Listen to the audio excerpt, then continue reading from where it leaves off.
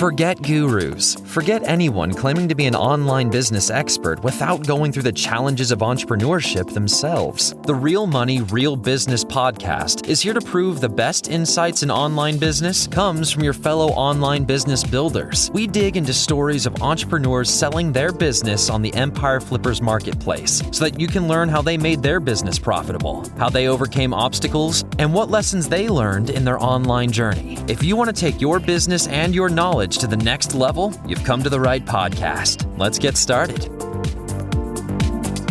Hey everyone, welcome to another episode of the Real Money, Real Business podcast. We record these interviews so that potential buyers can learn more about the business and the seller to help them make an informed buying decision. If you would like to learn more about this business, including details like what type of business it is, how much revenue and profit it makes, and all of the assets included with the business, simply visit empireflippers.com/marketplace and search for this business's listing number, which you can find in the video thumbnail and in the description. Or if you're watching this on YouTube, you can click the link in the description to go straight to the listing. So without further ado, let's get into this interview. First up, let's learn a little bit about you. Can you tell us about your background in building and running online businesses? I was one of the first employees of the Turkish version of Wayfair.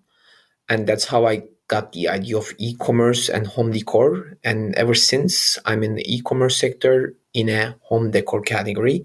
And that is why I built this brand. Why are you selling the business now instead of keeping it and growing it further?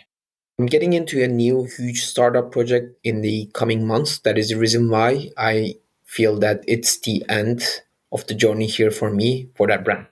Can you describe the amount and the type of work that you do on this business to maintain it?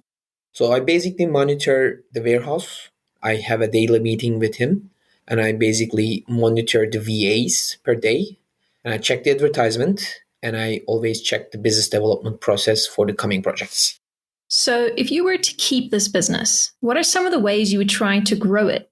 First of all, the main competitive advantage of this business is that all of our designs are unique to ourselves and nobody sells it. If you dig deeper, you will see that you won't be able to see these designs in any of the competitors' collection. And we never started selling on Amazon US. So if you have enough capital and enough operation, there is a huge opportunity there because we tried.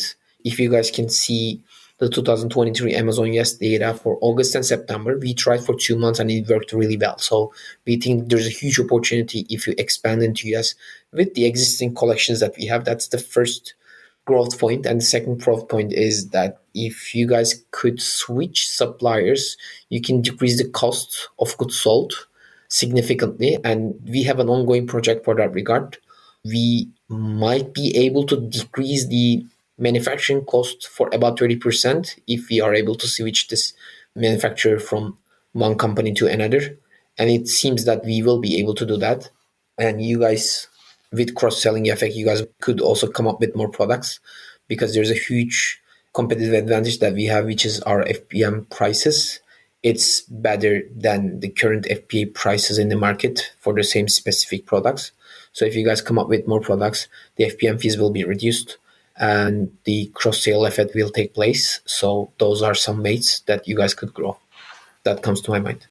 Right. And what would you say are the biggest risks with this business that buyers should be aware of?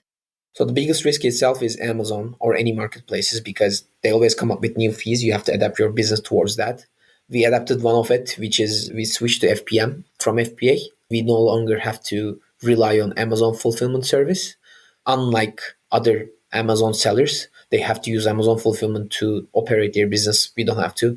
We have our own warehouse and we have a good FBM prices compared to FBA that overtakes FBA fees.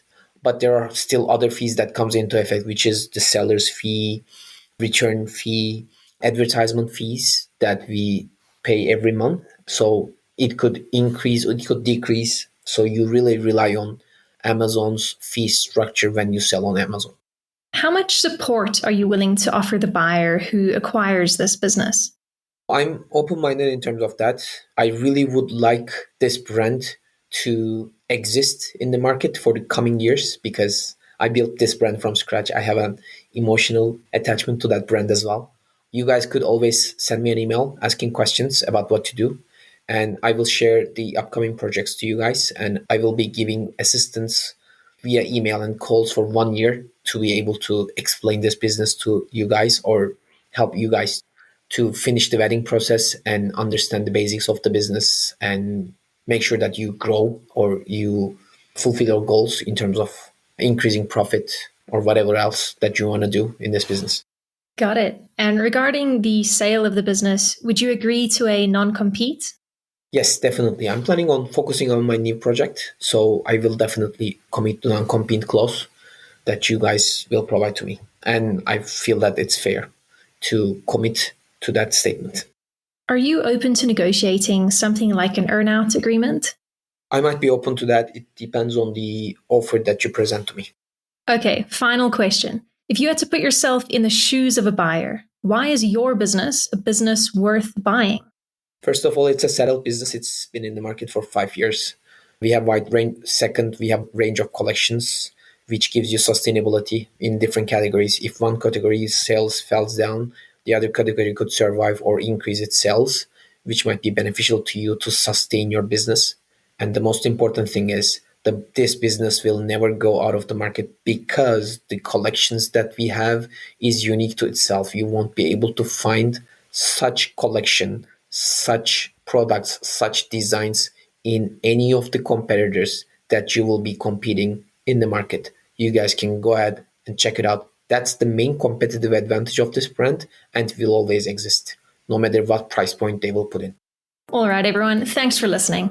To learn more and see if this business is still for sale, head over to empireflippers.com/marketplace and search for this business listing number, which you can find in the video thumbnail and description. Or if you're watching this on YouTube, click the link in the description to go straight to the listing. Once you've unlocked this listing, you'll find everything you need to know about this business. So, thanks for joining us. See you next time.